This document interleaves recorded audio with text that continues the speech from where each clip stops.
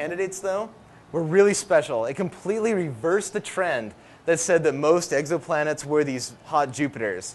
Now, all of a sudden, most of them are less than half the mass of Jupiter, and a lot of them, a great deal of them, are down at around Earth mass. Some of them that have been found were around 1.2 Earth masses, possibly even less for some of them. So basically, we've got another Earth out there, with one exception, which we'll get to.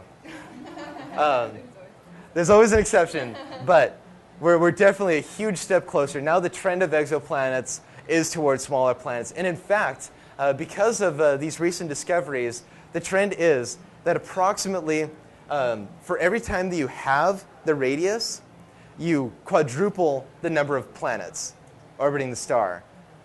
So apparently, according to this recent data, there are going to be more and more Earth planets even than large gaseous planets, at least in the interstellar system. That does not include in the outer stellar system. Oh, so every time you cut the radius in half. Exactly. You quadruple the number of planets. Oh. Yeah, go ahead. So the new technology is equally as good at detecting large, like super Jupiters. Oh yeah, definitely. Earth-sized planets. Exactly. And the reason, by the way, that it's in that big orbit, that it's going to last that long, why it's a 3.5-year project, is that it wants to discover planets that are in an Earth-like orbit, meaning that they're far enough away from their star that they have liquid water on the surface, which if you're too close, of course, it'll all boil away. If you're too far away, it'll freeze, like on Mars. So that's why it's got that long thing. So it can see multiple instances of that planet in its orbit. But the really fascinating thing to me, what to me was the catch of this whole data release, is that this spacecraft has been out there for a year. And this data only represents some of the data from the first 33 days of operation. Now, how's that? So that's efficiency, and it's effective. Very, very well said, Michael. So yeah, I don't even want to take a guess as to how many planets it will discover over the course of 3.5 years. It's going to take a lot of data analysis, and we probably won't know for a decade or more how many planets it actually found as they analyze all the data and look through it. So it's pretty exciting stuff. So this is what the data plot used to look like, more or less. This is a little bit misrepresentative because it doesn't show them all. This area right here should be incredibly more dense, many, many more planets in that area. And what this shows is the mass of the planets, so how many Jupiter masses it is, how many times Jupiter's mass it is, versus the distance from its star in AUs. Now, an AU is an astronomical unit, which is the distance from the Earth to the Sun. So that's a very common measurement in astronomy. Go ahead. So where does Earth lie on this plot? 1, 1. Yeah, exactly. It'd be at 1. And actually, I'm not sure how many point zeros it would be for an Earth mass, but it'd be somewhere around here at that distance, at 1. So yeah, so you can see that there have been a few discoveries down at closer in and less massive, a few that are kind of far away and really massive, but the majority of them are really, really close and extremely massive, up to 10 Jupiter masses or more. And obviously, this actually goes past exoplanets, doesn't it? Since this goes up to 100 on the logarithmic scale, 100 Jupiter masses. So anyway, that's what the trend was. Now that it's completely shot, and this area right here is now going to be the most dense area. So you can have something that's 90 Jupiter masses that still is fusing? That's still what? It doesn't have fusion? Well, that's a really good question. I don't really know. I'd say probably not. These probably are maybe once again, it could just be that they've fused all their hydrogen and that they're now brown dwarfs, so they aren't continued to fuse.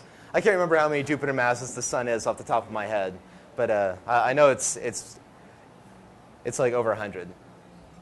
So we're still looking for this guy right here. Can someone tell me what this picture is? The famous name for it? It's the little blue dot. The little blue dot. That's right, the pale blue dot. Yes, Carl Sagan's pale blue dot. It was on February 14th, that the Voyager spacecraft turned around, I think it was Voyager 1, turned around and took pictures of all the planets in our solar system. And this was the one of Earth. It's the only one that's pale blue, and it's the only one that we know of that has life. And that's, again, probably because of its mass and because of its distance from its star, that we know for sure that there's life here because, hi. But we're still looking for that golden nugget. We're still looking for that one. And hopefully Kepler will find it over the next 3.5 years. It'll find a planet orbiting a star that, of a similar spectrum. Or how about this? What if we have a star that's way less massive than the sun, putting out way less heat, and the planet is closer to the star, a lot closer than the Earth is? It's all relative. Exactly, it's all relative. So it's still fine if we find like a red dwarf that's really tiny, that has a planet that's close in, because then the planet would have to be close in, right, to get enough heat. Would the opposite also be true if it was a supergiant? Say, Exactly. Then you've got the problem where the star doesn't live long enough for life to evolve. It'll only live for like 10 million years before it explodes. Is it Earth-centric that we assume that all life has to exist because of liquid water? It Is is. a gravity form of life or a light gravity form of life? It definitely is. Based on a completely different chemical. Yes, exactly. Exactly, a different chemical base. There are people who believe that there's silicone life, or there could be. And there's even the possibility of iron life that some crazy wacko scientists have thought up. Yeah, so I'm not sure if I necessarily believe that one. As soon as it touches water, anyway, I won't go into that. But yes, it is very anthropocentric for us to say that life needs water. However, it is all that we know. Yeah. It's the only thing that we know of. So there's a term that scientists use, or that SETI, the Search for Extraterrestrial Intelligence, uses, LOCI, life as we know it. So that's what we're really looking for out here. Exactly. Even extremophiles need water. The ones that live, at the hydrothermal vents under the Earth and in hot springs and that sort of thing. So yeah, we're still looking.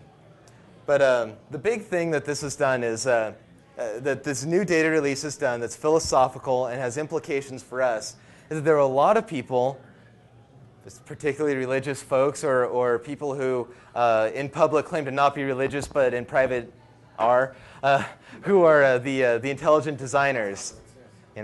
The people who believe in intelligent design, who say that, the universe is just created perfectly for life, particularly on Earth. So the Earth is really special, because if you look at all the planets that they're discovering out there, they're all these hot Jupiters. There's no way life could exist if it's that close to the star, at least life as we know it, that close to the star on a big hydrogen planet. You know what I mean? So that's what the data said, and they were somewhat legitimate in in that statement, because that's what the data was. However, it's obvious to anyone that that was just the limitations of our equipment as to why that was true. But that's the implication for all this, is that all of a sudden, once again, Copernicus has come in, removed the Earth from the center of the universe, and said, no, we're not special. We're just big sacks of water who look through telescopes. So Joe, do you think that the universe is like a dish network? There's all these channels and there's still nothing on? Oh, okay. You're talking about the rare earth hypothesis by Peter Ward up in Seattle. Yeah, the idea that life is really hard to make. I think that is a legitimate statement, that it's hard to make life. Things do have to be kind of right to make it happen. But there's also a really big step between bacteria and multicellular organisms. I think that is the jump that we need to focus on. And then the third jump is going to be to intelligence. But we'll get there in a minute. But I think that yeah, exactly, as if we've reached that, But you know what I always say to dolphins? Can you do this? Oh. I don't think so. So well. Thankfully, I don't know about that. No, keep me in the dark. Don't tell me that. I don't want to know. I want to be anthropocentric. Okay. Anyway, moving on. So I think that life itself, bacteria, is going to end up being kind of common. Like the moon Europa orbiting Jupiter. I'm pretty sure that one has bacteria. It's got all the right stuff. Absolutely. Mars is a bit of a stretch. Because it's so open to radiation from the sun, it doesn't have an ozone layer or a magnetic field. And then